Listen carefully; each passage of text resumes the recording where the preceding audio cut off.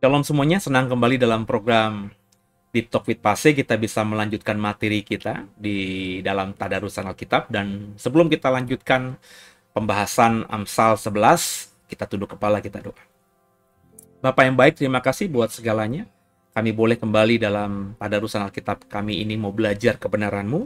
Maka berikan kami hikmat, marifat-Mu, rema-Mu Tuhan, sehingga setiap kami bisa menjadi paham dan mengerti tentang apa yang kami mau baca di Amsal yang ke-11 ini. Dan tolong kami, Roh Kudus, agar kami semakin mengerti tentang kebenaran. Jangan satupun kami yang Kau lalui, kami siap diberkati Tuhan. Haleluya. Terpujilah nama Tuhan.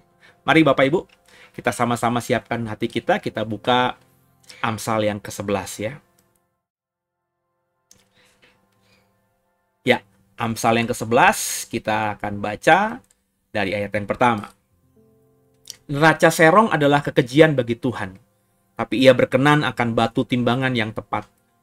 Jikalau keangkuhan tiba, tiba juga cemooh. Tapi hikmat ada pada orang yang rendah hati. Orang yang jujur dipimpin oleh ketulusannya, tapi pengkhianat dirusak oleh kecurangannya. Pada hari kemurkaan, harta tidak berguna, tapi kebenaran melepaskan orang dari maut. Jalan orang saleh diratakan oleh kebenarannya, tapi orang fasik jatuh karena kefasikannya. Orang yang jujur dilepaskan oleh kebenarannya, tapi pengkhianat tertangkap oleh hawa nafsunya. Pengharapan orang fasik gagal pada kematiannya, dan harapan orang jahat menjadi sia-sia. Orang benar diselamatkan dari kesukaran, lalu orang fasik menggantikannya. Dengan mulutnya orang fasik membinasakan sesama manusia, tetapi orang benar diselamatkan oleh pengetahuan. Bila orang benar mujur, beria-rialah kota, dan bila orang fasik binasa, gemuruhlah sorak-sorai. Berkat orang jujur memperkembangkan kota, tapi mulut orang fasik meruntuhkannya. Siapa menghina sesamanya tidak berakal budi, tapi orang yang pandai berdiam diri.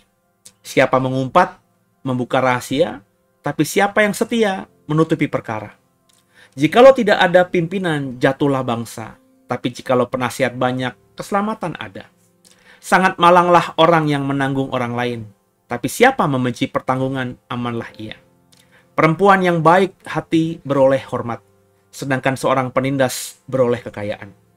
Orang yang murah hati berbuat baik kepada diri sendiri, tapi orang yang kejam menyiksa badannya sendiri. Orang fasik membuat laba yang sia-sia, tapi siapa menabur kebenaran mendapat pahala yang tetap. Siapa berpegang pada kebenaran yang sejati menuju hidup, tapi siapa yang mengejar kejahatan menuju kematian. Orang yang serong hatinya adalah kekejian bagi Tuhan, tapi orang yang tak bercela jalannya dikenankannya. Sungguh orang jahat tidak akan luput dari hukuman, tapi keturunan orang benar akan diselamatkan. Seperti anting-anting emas di jungur babi, demikian perempuan cantik yang tidak susila. Keinginan orang benar mendatangkan bahagia semata-mata, harapan orang fasik mendatangkan murka. Ada yang menyebar harta tapi bertambah kaya, ada yang menghemat secara luar biasa namun selalu berkekurangan. Siapa banyak memberi berkat, diberi kelimpahan. Siapa memberi minum, ia sendiri akan diberi minum. Siapa menahan gandum, ia dikutuki orang, tapi berkat turun ke atas kepala orang yang menjual gandum. Siapa mengejar kebaikan, berusaha untuk dikenan orang, tapi siapa mengejar kejahatan akan ditimpa kejahatan. Siapa mempercayakan diri kepada kekayaannya akan jatuh, tapi orang benar akan tumbuh seperti daun muda. Siapa yang mengacaukan rumah tangganya akan menangkap angin, orang bodoh akan menjadi budak orang bijak. Hasil orang benar adalah pohon kehidupan, dan siapa bijak mengambil hati orang. Kalau orang benar menerima balasan di atas bumi, lebih-lebih orang fasik dan orang berdosa. Terpujilah nama Tuhan. Haleluya.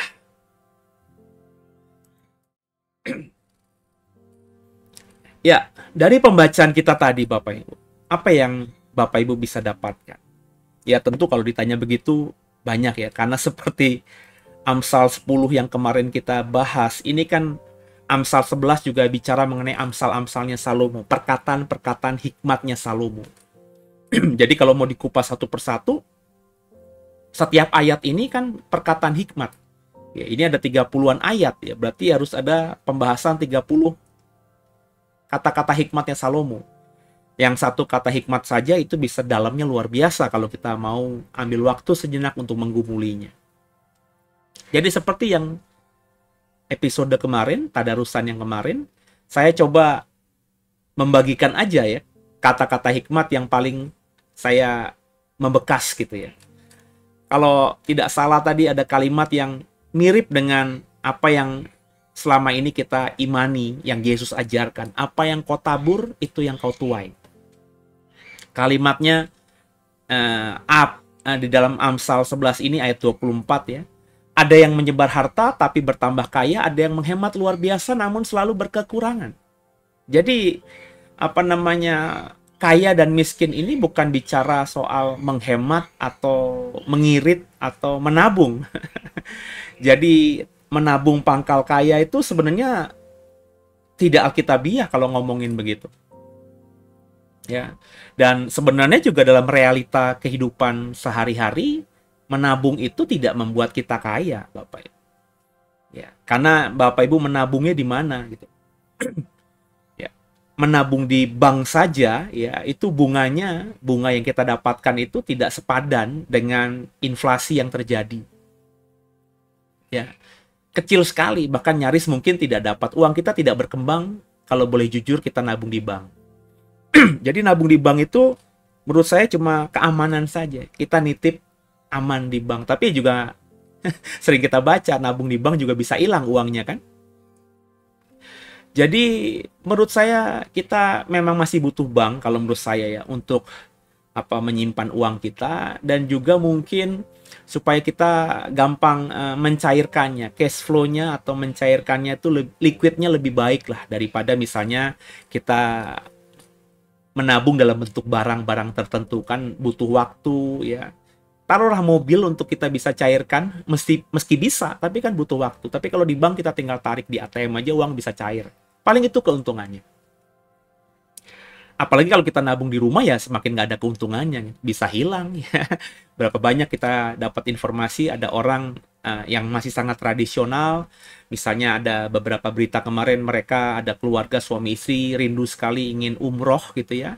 Terus mereka nabung sekian puluh ribu per hari ya selama bertahun-tahun gitu ya. Akhirnya pas terkumpul mereka pecahkan tabungan mereka dalam bentuk ya tabungan tanah liat itu ya.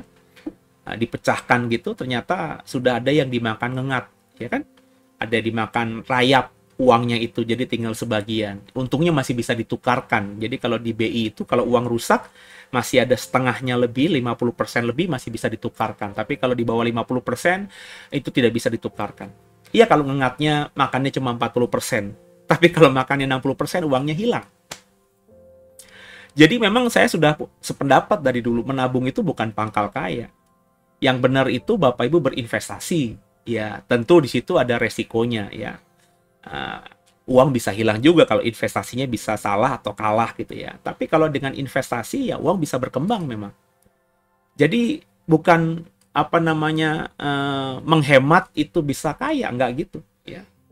Enggak seperti itu. Jadi ya, tentu maksudnya bukan kalau sekedar untuk menghemat itu kita bisa lebih bisa memuaskan keinginan, iya kali ya. Misalnya sama-sama punya gaji 1 juta, temannya ini nggak bisa menghemat, pokoknya 1 juta itu setiap bulan habis. Tapi yang satu ini bisa menghemat 100.000, yang dipakai sebulan cuma 900.000. Nah 100.000 itu bukan semakin dia kaya kan, tapi 100.000 itu ya mungkin kedepannya dia bisa beli apa gitu ya, dibandingkan temannya yang tidak bisa menghemat. Tapi tidak akan pernah bisa menjadikan dia kaya ya. Karena ya kalaupun cuma ditabung-tabung aja, ya itu kan uangnya dia ya. Haknya dia ya. Jadi bukan membuat dia kaya, emang itu uangnya dia kok. Kan kalau kaya itu maksudnya kan uangnya semakin lama semakin bertambah. Tapi kalau disisihkan atau dihemat, itu kan uangnya nggak bertambah, ya uang-uangnya dia. Nah logika ini yang harus dipahami, nggak semua orang kan berhikmat seperti ini. Jadi Ayo Bapak Ibu kalau mau kaya memang berinvestasi gitu ya. Tapi lepas dari ayat 24 tadi, yang kalimatnya ada yang menyebar harta tapi bertambah kaya, ada yang menghemat luar biasa namun berkekurangan, itu harus kita dapatkan kerikmanya. Ya. Ada yang menyebar harta, menabur, dan semakin bertambah kaya. Kenapa? Karena ayat 25-nya demikian berkata, siapa banyak memberi berkat, diberi kelimpahan. Siapa memberi minum, ia sendiri akan diberi minum.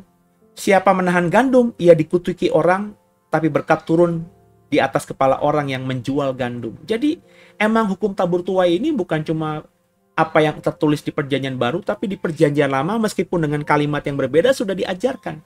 Jadi kebenarannya sama. Makanya saya bilang Allah di perjanjian lama dengan Allah di perjanjian baru itu sama. Kalau saya mengajar jemaat saya pakai surat Yakobus. Kalau kamu mau mendoakan orang lain, maka kamu akan sembuh. Maka saya ajarkan itu, saya tafsirkan. Kalau kita mau sembuh, ya doakan orang yang sakit. Jadi kalau kita sakit, kata dokter kita sakit, jangan berdoa agar kita disembuhkan Tuhan dari sakit penyakit kita. Berdasarkan firman Tuhan, kalau kita mau sembuh dari sakit penyakit kita, doakan orang lain yang sakit supaya Tuhan berikan kesembuhan buat dia. Kalau Tuhan berikan kesembuhan buat dia, maka kita juga pasti akan sembuh. Jadi kalau kita mau hidup kaya, bukan berarti Tuhan berkati aku, tapi belajar mendoakan orang yang miskin. Agar teman-teman kita, orang yang miskin yang kita tahu, agar diperkaya Tuhan. Nah, kalau mereka sudah kaya, Tuhan akan memperkaya kita juga. Itulah prinsip kebenaran yang Tuhan ajarkan, yang konsisten di perjanjian lama sampai dengan perjanjian baru. Jadi, ayolah sekarang ini kalau kita pengen hidup diberkati, ya berlomba-lomba untuk berbuat baik terlebih dahulu. Tapi bukan tujuannya agar berkat itu mengalir kepada kita. Lakukan dengan tulus. Jadikan ini sebagai hal yang natural, yang keluar dari hati, karena kita memang punya prinsip hidup, kita punya karakter yang ingin berbagi. Orang yang seperti ini nanti akan menjadi orang yang diberkati. Ya sama-sama. Makanya saya nggak pernah mikir panjang kalau disuruh sharing firman Tuhan. Ya. Makanya di dalam pelayanan digital ini hampir setiap hari saya sharing firman Tuhan. Saya nggak pernah malas-malesan gitu. Karena saya tahu ya, kalau saya benar-benar memberkati banyak orang lewat apa yang Tuhan sudah berikan kepada saya, yakni pengertian tentang Alkitab itu, maka saya pasti akan diberkati nantinya. Itu bagian dari saya bekerja untuk menghidupi diri saya sendiri. Jadi memberkati orang terlebih dahulu. Soal nanti berkatnya seperti apa, saya nggak pernah pikirin. Soal berkatnya nanti kembali kepada saya jumlahnya berapa, saya juga nggak pernah pikirin. Tapi saya tahu kebenaran pasti akan terjadi. Maka saya belajar untuk melayani, memberkati, ya tulus aja gitu. Nggak pernah lebay, nggak pernah baperan, nggak pernah bawa perasaan. Ya, kalau Bapak Ibu ikuti tadarusan Alkitab kita sepanjang bulan ini di bawah 100 yang nonton. Saya nggak tahu. Saya santai aja gitu ya. Sebab saya melakukan yang sama. Mungkin ada orang-orang yang sudah bosan dengan cara saya berbagi kebenaran tadarusan ini. Ya saya nggak tahu.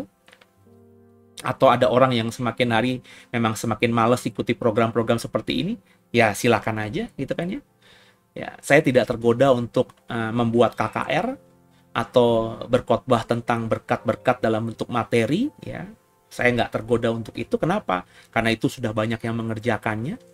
Ada teman-teman lain hamba Tuhan yang mungkin panggilannya untuk mengajar seperti itu, mereka sudah ambil peran di situ. Ya saya biarlah mengambil peran saya. Ya, meskipun hanya beberapa puluh orang saja yang mengikuti program ini, tapi saya percaya kalau mereka dari antara beberapa puluh itu ada 1-2 orang saja yang menghidupi apa yang saya ajarkan, sorga sudah bersorak-sorai. Ya. Jadi saya melayani, saya membuat program seperti ini ya benar-benar dalam artian nggak pernah berpikir macam-macam gitu. Nothing tulus aja. Ya. Jadi tidak ada tekanan apapun. Nggak ada target-target tertentu apapun yang harus saya capai. Nggak, saya melayani aja. Amsal 11 tadi, kan kalimatnya macam-macam tadi saya bilang kan ya. Ya, saya nggak perlu dalam artian memaksa diri harus ada 5 poin yang saya bagikan. Loh, kalau saya cuma ingat dan itu membekas di hati saya kalimat-kalimat yang saya baca tadi, Ya itu saja mungkin. Tapi intinya yang saya mau katakan, kalau kita mau tulus gitu ya, maka Gusti ora sare tadi. Kembali ke Amsal 11. Amsal 11 itu ya sama seperti yang Amsal 10. Amsal-amsal Salomo, nasihat-nasihat, petuah-petuah ya, yang penting untuk kita pahami. Mungkin Bapak Ibu menganggap, wah ini sudah saya tahu kok gitu ya. Tapi seringkali kita cuma tahu tapi tidak memahami dengan sungguh. Ya. Mungkin ada waktunya nanti saya akan ngebahas ini ya.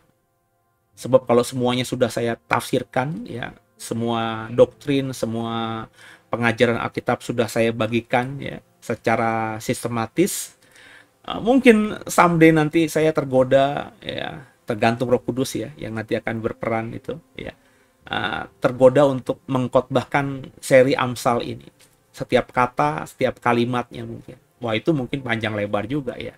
Tapi saya belum diarahkan untuk ke sana.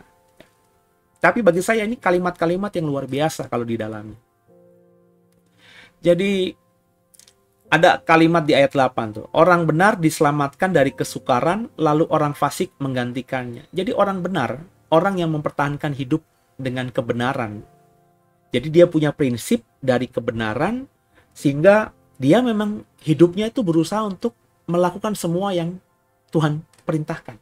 Nah, orang yang seperti ini, ya, itu akan diselamatkan dari kesukaran. Artinya, orang ini mungkin akan masuk ke dalam masa kesukaran, tapi dia akan diselamatkan dari kesukaran itu. Nangkep nggak Bapak Ibu? Kalau misalnya Tuhan izinkan, misalnya di beberapa titik di Jawa Tengah itu ada tanggul yang bocor kan, sehingga pemilu ditunda beberapa waktu lamanya, kan banjir. Kalau Bapak Ibu tinggal di desa itu, kalau seluruh desa kebanjiran, masakan Bapak Ibu sendiri yang diselamatkan? Kan nggak mungkin, itu impossible banget. Kecuali Bapak Ibu sudah siapkan bedeng sepanjang rumahmu kayak benteng, ya mungkin air bah itu nggak masuk ke rumah, bisa saja. Tapi kalau rumahmu rumah yang biasa saja, pagarnya pagar yang seperti tanggamu, kalau tanggamu kebanjiran, rumahmu pasti juga kebanjiran. Tapi tadi saudara ya, kalau kita hidup benar, kebanjiran yang kita alami juga, itu tidak akan membinasakan kita. Itu tidak akan membuat kita sukar.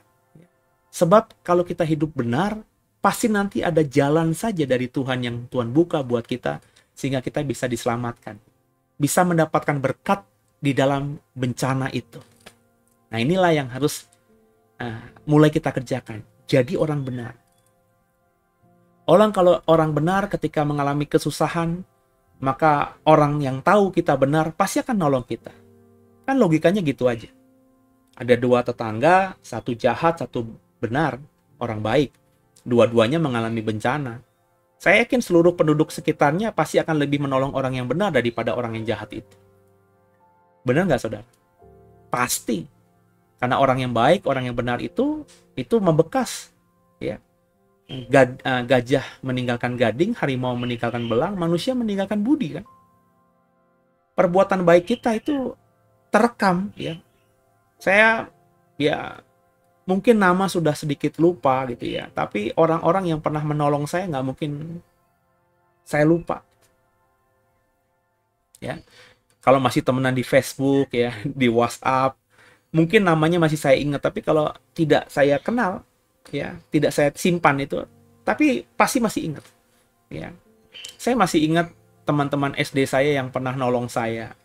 Ya, meskipun saya tidak ingat nama, tapi itu tiba-tiba kapan gitu ya, muncul itu. Oh, saya lagi baca koran, ini namanya kayak nama teman gue. Oh iya, dulu dia nolong gue. Itu tiba-tiba teringat gitu. Kayak kemarin saya terhubung dengan teman saya di Facebook, yang dimana dia itu teman TK dan teman SD saya. Ini satu keluarga besar, itu lahir di usia yang sama, di tahun yang sama. Jadi saya masih ingat banget, saya punya teman TK sama teman SD, yang ada 5 orang, ya 5 orang ini sepupuan semuanya, umurnya seumuran semuanya, satu angkatan dengan saya. Dan 5 ini 5 bersaudara, saudara sepupu semuanya. Ya, menarik ya saudara ya. Umurnya sama, saya nggak tahu tuh kok bisa papa mamanya itu pada janjian sehingga punya anak yang lahir di tahun yang sama, sehingga ketika dimasukin di sekolah, ya mereka seumuran dan saya teman mereka. Gitu. Saya cuma ingat satu dua doang, ya, karena eh, temenan di Facebook, dan juga yang laki-laki itu pernah tukeran nomor telepon dengan saya dan pernah menghubungi saya gitu loh. Ya, ngobrol via WhatsApp. Tapi 3 yang lainnya itu saya sekarang sih ingat ya.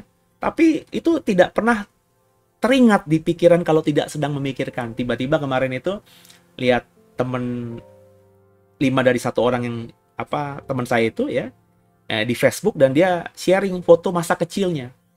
Terus dia nge-tag nama-namanya. Pas saya perhatikan nama-namanya, oh iya, ini temen SD gue juga nih, sepupunya nih, namanya siapa, ada yang perempuan dan yang laki-laki. Terus saya komen gitu ya, ini kan temen di Lemuel juga kan, sepupu lo kan gitu. Oh iya. Terus saya coba, mukanya udah beda gitu ya, karena udah puluhan tahun kan, teman TK, teman SD gitu, SMP, SMA udah nggak pernah ketemu lagi, sampai sekarang nggak pernah ketemu lagi, nggak tahu juga Facebooknya gitu ya. Tiba-tiba karena salah seorang sepupu mereka yang adalah teman saya juga itu temenan sama Facebook saya, terus dia munculkan foto masa kecilnya, akhirnya saya, oh iya, udah begini, udah punya keluarga begini, yang laki-lakinya begini, yang perempuannya begini. Jadi bisa ingat lagi gitu ya. Nah, kalau orang baik itu pasti akan diingat gitu ya. Tapi kalau orang jahat itu ya, nginget aja udah trauma, ngapain diinget-inget gitu ya.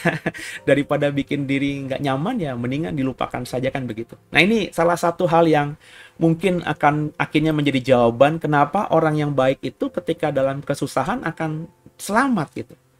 Karena banyak orang yang mungkin berhutang budi sama dia. Jadi sama-sama Bapak Ibu kita belajar untuk menjadi pribadi yang mengikuti atau mendengarkan amsalnya Salomo dan berusaha menghidupi amsal Salomo ini. Gitu ya. Semoga jadi berkat dan Bapak Ibu semakin menjadi orang yang hidup dalam kebenaran. Kita lanjutkan minggu depan ya. Oh ya, nanti ini tayang mungkin sekitar jam 6 ya. Nanti jam 7 ada live ya, via Zoom. Saya mengajar sebuah kelas gratis. Kalau Bapak Ibu mau ikut, kita lagi belajar soal perkataan Tuhan Yesus yang nanti saya simpulkan dan saya juga bagi dalam khotbah. Tapi hari Jumat setiap malam itu kita diskusi ya soal materi yang akan saya khotbahkan di hari Minggu. Jadi biar Bapak Ibu bisa sharing dulu ya, banyak hal ya, mungkin mempertajam saya, dan Bapak Ibu juga akhirnya bisa dibukakan juga pikirannya ya. Kita berdiskusi di sini, nanti saya simpulkan, kemudian materi itu akan saya bagikan di ibadah hari Minggu. Jadi kita lagi belajar perkataan dan pengajaran Tuhan Yesus. Kalau Bapak Ibu mau ikut dalam diskusi kita ini via Zoom, nanti bisa menghubungi nomor WhatsApp kami ya. Terus minta linknya, pasti nanti akan diberikan. Karena memang ini gratis, tidak berbayar. Cuma Bapak Ibu memang tidak langsung kita berikan link Zoom-nya gitu ya. Hanya orang-orang yang mau belajar saja yang menghubungi kami yang akan kami berikan link Zoom-nya. Jadi mohon pengertiannya untuk itu. Jadi kalau mau silakan menghubungi kami supaya supaya link Zoom-nya bisa Bapak Ibu dapatkan. Gitu ya. Oke, kita tundukkan kepala, kita doa. Bapak yang baik, terima kasih buat hari ini kami belajar dari Amsal 11 tentang beberapa nasihat Salomo yang bisa kami mulai hidupi di hidup kami ini. Tolong kami Roh Kudus, bukan cuma cakap jadi pendengar firman, tapi juga jadi cakap sebagai pelaku firman. Ampuni salah dosa kami. Yesus Kristus, Kaulah Tuhan Juru Selamat kami yang hidup, dan ke dalam tangan-Mu lah kami serahkan tubuh, jiwa, dan roh kami. Haleluya. Amin. Kalau diberkati, jangan lupa di subscribe, di like, di share ya. Terus juga bawa dalam doa supaya kami terus amanah dan setiap program yang disampaikan di lewat plan digital kami ini semakin jadi berkat bagi banyak orang sehingga nama Tuhan dipermuliakan. Sampai jumpa di malam minggu besok. God bless you. Haleluya.